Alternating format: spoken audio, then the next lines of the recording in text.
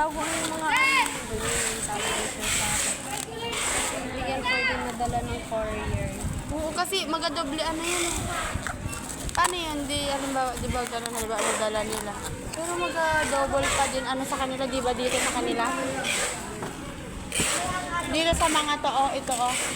Di, alam mo, pag ganito, tapos may nasulat din sa taas, hindi ko naman din yan kita kung anong inasulat nila. Wala, nalapa kasi na ng mata ko na. Ayoko man magpasalamin kasi para sa nagpasalamin ako, ano na yun, lifetime na yung salamin, gano'n. Ayoko naman. Yung may sinusulat dyan, tapos pangalan, hindi ko na mabasa.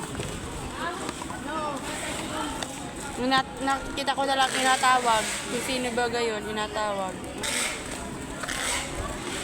Naalala mo yung Lazada? Yung dating Lazada nag-pick up? Wala na na. Yung lalaking nakapants lagi. Ito yung dito yung wala na siya. May namumukha na ako sa Lazada na hindi na siya nag-pick up.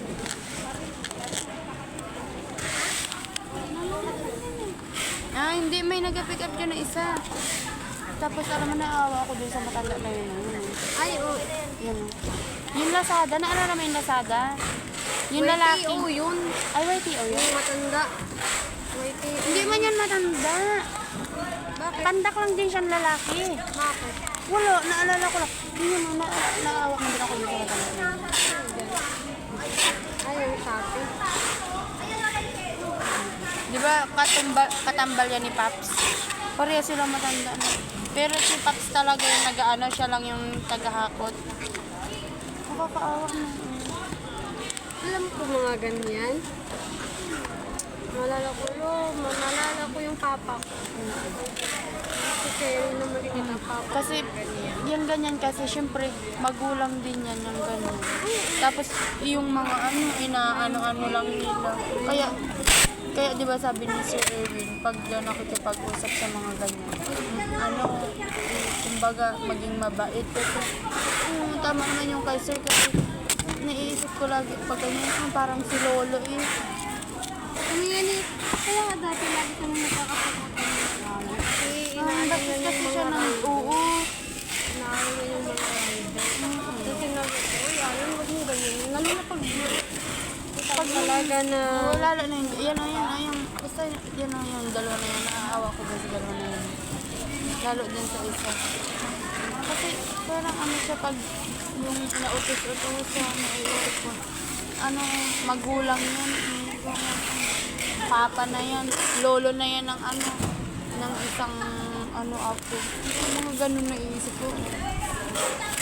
Tapos ganyan edad nagabubuhat-buhat pa kasi wala. Kailangan maghihirap talaga siya. Kung hindi lang kasi kurap dito sa atin, hindi naman tayo mahirap eh. Wala nang mga nag-ibang bansa pa. Kasi yung pera nandun na yung ibang bansa eh.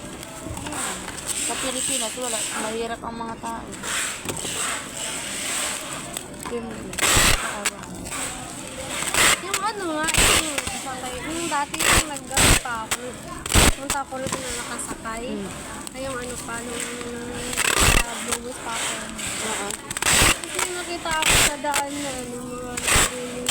Ay hindi, yun yung constructor. Oo, yun. Katulad dun, isa pa yun. Tapos nakita ako sa daan na gano'n. Tapos minsan pa yung mga matatanggal pa.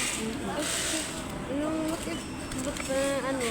Pag lagi naiisip ko ganyan, parang sina tito, sina lolo, ganyan, mga, may mga anak din yan na sila, kaya kailangan nila maganyan kasi may hanap buhay sila. Para may pampubay. Naisip ko din na, mas maganda pala na, buti lang pala na ganun na, nandun sila. Nakikita namin yung ginagawa nila. Sa dito, ganyan. Tapos inaapi-api pa ng mga Oo, kumbaga, yung lalo na yung, alam mo yun sa mga sakayan, yung mga kupal na mga driver na mga